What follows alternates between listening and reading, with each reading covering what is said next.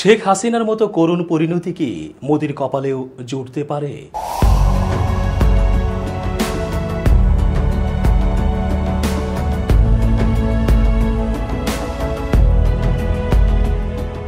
আসসালামু আলাইকুম প্রিয় দর্শক, সবার সুন্দর জীবন কামনায় শুরু করছি আজকের বিশ্লেষণ। চেঞ্জ টিভির আন্তর্জাতিক চোখ অনুষ্ঠানে আমি এস.জে. রতন স্বাগত জানাচ্ছি আপনাদের সকলকে। সাথে থাকুন পুরো আলোচনা জুড়ে।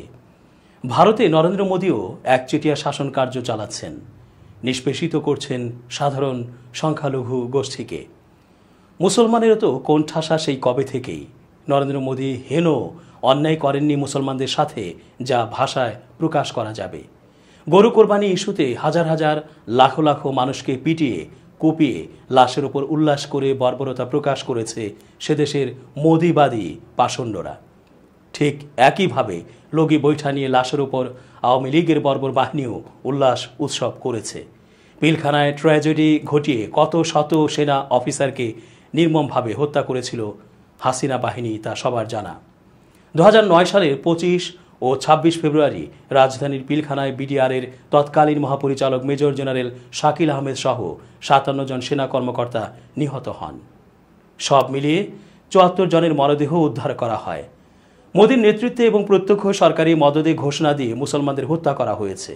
তাদের বাড়িঘর, ব্যবসা প্রতিষ্ঠান, মসজিদ, মাদ্রাসা ধ্বংস করে দেওয়া হয়েছে। ঐতিহাসিক বাবরি মসজিদ ভেঙে রাম মন্দির গড়েছে।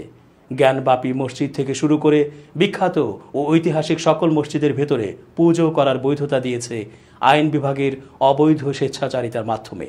এখনও তা করে যাচ্ছে নরেন্দ্র মোদীর সরকার। মোট 147 কোটি নাগরিকের মধ্যে 20 কোটি মুসলমানের দেশ ভারতের ইতিহাস দেখলে দেখা যায় একসময় ভারত শাসন করেছে মুসলমানরা। সে সময় তাদের মাধ্যমে বহু ঐতিহাসিক স্থাপনা ও গুরুত্বপূর্ণ স্থাপনা নির্মিত হয়। পরবর্তীতে ঘটনা পরম্পরায় এই ভূমি হিন্দুদের করতলগত হলেও খোদ মানবতাবাদী ন্যায়পন্থী হিন্দুরাও ওই সকল ঐতিহ্য বিলুপ্তির বিরোধিতা করছেন। কিন্তু মোদী সরকার বেজন্মার মতো মুসলমান নিধনে সদা তৎপর থাকছে। সেই মোদীর দেশেই আরেক বর্বর শাসক হাসিনার আশ্রয় হয়েছে। তাই বিশ্লেষকরা বলছেন, হাসিনা যেমন সীমাহীন অপরাধের ফলস্বরূপ মানুষের ঘৃণা পেয়েছেন, ঠিক তেমনিভাবে মোদীরও দিন ঘনিয়ে এসেছে। নতুন করে মোদীর নতুন মেয়াদে পথ চলার এই সময়ে মোদীরও হয়তো দ্রুতই পতন ঘনিয়ে আসতে পারে। বিশ্লেষকরা আরও জানান, বিষয়টা কাকতালীয়ই বটে। বাংলাদেশের প্রধানমন্ত্রী শেখ হাসিনা ঢাকা থেকে উড়াল দিতে বাধ্য হওয়ার 24 ঘন্টা আগে ভারতের স্বরাষ্ট্রমন্ত্রী এক বিবৃতিতে প্রধানমন্ত্রী নরেন্দ্র মোদীর 2029 সালের পরও অবশ্যম্ভাবীভাবে বহাল থাকার কথা বলছিলেন। শেখ হাসিনা ঠিক যেভাবে তার অপরিহার্যতার কথা বিশ্বাস করতেন, ঠিক সেভাবেই ভারতীয় প্রধানমন্ত্রী ডান হাত নিজেকে তো বটেই, সম্ভবত তার নেতাকেও এটা বিশ্বাস করাতে চেয়েছেন যে মোদী হাল ধরে না থাকলে ভারত ধ্বংস হয়ে যাবে। গত রোববার চণ্ডীগড়ে এক সমাবেশে অমিত শাহ বলেন, বিরোধীরা যা ইচ্ছে তা বলতে পারে, তবে আমি এটা পরিষ্কার করে দিচ্ছি যে 2029 সালে প্রধানমন্ত্রী আবার ক্ষমতায় আসবেন। কতটা ঔদ্ধত্যপূর্ণ দাবি ভাবা যায়? অবশ্যই ভারতের কেন্দ্রীয় স্বরাষ্ট্রমন্ত্রীর প্রাথমিক লক্ষ্য হল সব গণতান্ত্রিক ও সাংবিধানিক অংশীজনকে এই বার্তা দেয়া যে 2 মাস আগে লোকসভা নির্বাচনের মাধ্যমে ভোটাররা মোদীর শাসনকে তিরস্কার করলেও তা গুরুত্ব সহকারে না নেয়া। অবশ্যই যখন উজ্জীবিত বিরোধীরা সংসদে তাদের সক্রিয় উপস্থিতি অনুভব করাচ্ছেন, তখন মোদীর কোটারিদের উদ্বিগ্ন হওয়ার কারণ আছে বইকি। কারণ প্রশাসন ও বিচার বিভাগে অনেকেই আর তাদের প্রতিশোধপরায়ণ কর্মসূচি বাস্তবায়নে তেমন উৎসাহ দেখাবেন না। অবশ্যই মোদীর সরকার এটা অবগত আছে যে লখনৌ থেকে শুরু হওয়া বিজেপির মধ্যে অস্বস্তি ও অবাধ্যতার গুঞ্জন এখন একটি সমালোচক গোষ্ঠীতে রূপান্তরিত হচ্ছে। সম্প্রতি শেখ হাসিনা নির্বাচিত হয়েছিলেন এমন একটি ব্যবস্থার মাধ্যমে যার গ্রহণযোগ্যতার ঘাটতি ছিল। বিরোধী দলগুলো নির্বাচন প্রক্রিয়া বর্জন করে, অবাধ ও সুষ্ঠু ভোটের কোনো ভানও করা হয়নি। আমাদের নিজ দেশে অনেকে মনে করেছিলেন যে নির্বাচন কমিশনের ওপর মোদী সরকারের কঠোর নিয়ন্ত্রণ থাকায় বিজেপি বিরোধী দলগুলোর 2024 সালের লোকসভা নির্বাচনে প্রতিদ্বন্দ্বিতা করা থেকে দূরে থাকা উচিত হবে। তবে নির্বাচনী বন্ড নিয়ে সর্বোচ্চ আদালতের রায়ের ফলে নিন্দুকেরা সার্বিকভাবে সংবিধানের ওপর কিছু বিশ্বাস ফিরে পান। তারপরও নির্বাচন কমিশন সবার কাছ থেকে নিঃশর্ত মর্যাদা অর্জনে ব্যর্থ হয়। আর এটাই হলো বিরোধীদের সবচেয়ে বড় দায়বদ্ধতা প্রত্যেক অংশীজনকে ভারতের রাষ্ট্রপতি থেকে প্রধান বিচারপতি, লোকসভার স্পিকার ও রাজ্যসভার চেয়ারম্যান হয়ে প্রত্যেক গভর্নর পর্যন্ত সবাইকে এটা দেখিয়ে দেওয়া যে যদি গণতান্ত্রিক বিরুদ্ধ কণ্ঠস্বরকে উচ্চকিত করতে দেয়া না হয় তাহলে যা থাকবে তা হলো রাস্তার কোলাহল। ঢাকায় যা ঘটেছে তা থেকে মোদি শাহ দলের সংযত হওয়া প্রয়োজন। ইন্ডিয়ান এক্সপ্রেস এর সঙ্গে আগস্ট 5, 2024 দেয়া এক সাক্ষাৎকারে শেখ হাসিনার সরকার সম্পর্কে নিজের পর্যবেক্ষণ তুলে ধরতে গিয়ে নোবেল বিজয়ী ডক্টর মোহাম্মদ ইউনূস বলেছেন, এই সরকার একটা মিথ্যা রচনার কারখানা, যারা ক্রমাগত মিথ্যা মিথ্যা ও মিথ্যা বলে গেছে এবং নিজেদের রচিত মিথ্যা বিশ্বাস করতেও শুরু করেছে।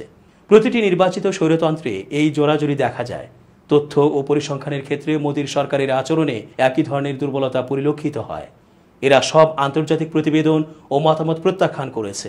এমনকি গণতন্ত্রের স্বাস্থ্য পরিমাপের সব আন্তর্জাতিক মানদণ্ড ও মাপকাঠি নাকচ করে দিয়েছে। নাগরিক সমাজ ও তাদের সমালোচনাকে এই বলে নাকচ করেছে যে তারা আসলে ভারত মাতার বদনামকারী এবং দেশের স্থিতিশীলতা বিনাশ করতে চায়। এখন মুখের ওপর ভোটারদের চপেটাঘাত খেয়েও তা হজম করতে পারছে না। আর তাই মোদির লোকলস্করেরা ডিজিটাল মাধ্যমে সব মুক্ত কণ্ঠ রুদ্ধ করতে চাইছে। গত 10 বছরে এটা যথেষ্ট স্পষ্ট হয়ে গেছে যে জাতীয় শাসনের সমস্যা ও জটিলতা নিরসনে নরেন্দ্র মোদির প্রকল্প কোনো সমাধান দিতে পারেনি। আত্মপ্রশংসা ও আত্মপ্রচারণা বাদ দিলে মোদির 1 দশকের সরকার অদক্ষতা, অসংবেদনশীলতা ও অক্ষমতায় ভরপুর। আর তা হয়েছে এজন্য যে একটা বিভ্রান্তকর ও ঔদ্ধত্যপূর্ণ জায়গা থেকে দাবি করা হয়েছিল যে একজন সৎ ও দুর্নীতিমুক্ত কাণ্ডারি ভঙ্গুর ব্যবস্থা মেরামত করতে পারে। 10 বছর পর ভারত অধিকতর দুর্নীতিপ্রবণ না হলেও 2014 সালে যে জায়গায় ছিল সেই জায়গাতেই আছে। এটা অধিকতর অন্যায্য, বৈষম্যপ্রবণ ও অগণতান্ত্রিক হয়ে উঠেছে। বাংলাদেশে প্রতিটি ভালো স্পন্দন, প্রতিটি সুস্থ ধারা, প্রতিটি প্রশংসাযোগ্য রাষ্ট্রাচার, প্রতিটি গুরুত্বপূর্ণ প্রতিষ্ঠানকে এক ব্যক্তির মহিমা ও ক্ষমতার স্বার্থে উৎকোচ দুষ্ট করা হয়েছে। আর আমরা এখন বাংলাদেশ মডেলের সঙ্গে প্রেমের বাঁধন তৈরির কাছাকাছি চলে এসেছি। শাসক গোষ্ঠীর আত্মদুর্নীতি মোদী সরকারের ন্যায্যতার দাবিকে গিলে খেয়ে ফেলেছে। বাংলাদেশের ঘটনা আমাদের গুরুত্বের সঙ্গে এটা মনে করিয়ে দিচ্ছে যে স্বরাষ্ট্রমন্ত্রী অমিত শাহ যে দাবিই করুন না কেন, গণতন্ত্র কখনো রাজা বা সম্রাটকে নির্বাচিত করে না। গণতন্ত্র বেছে নেয় প্রধানমন্ত্রী ও রাষ্ট্রপতিকে এবং তা সংবিধান প্রদত্ত বৈধতা থেকে। একটি গণতান্ত্রিক সরকার মানে হলো জবাবদিহিমূলক সরকার। বিজেপি ও আরএসএস যদি মনে করে যে তারা সাংবিধানিক প্রক্রিয়াকে অপব্যবহারের মাধ্যমে গণতান্ত্রিক জবাবদিহি নিশ্চিত করার প্রাতিষ্ঠানিক ব্যবস্থার বিকৃতি ঘটাতে পারবে, তাহলে তারা মারাত্মক ভুল করবে।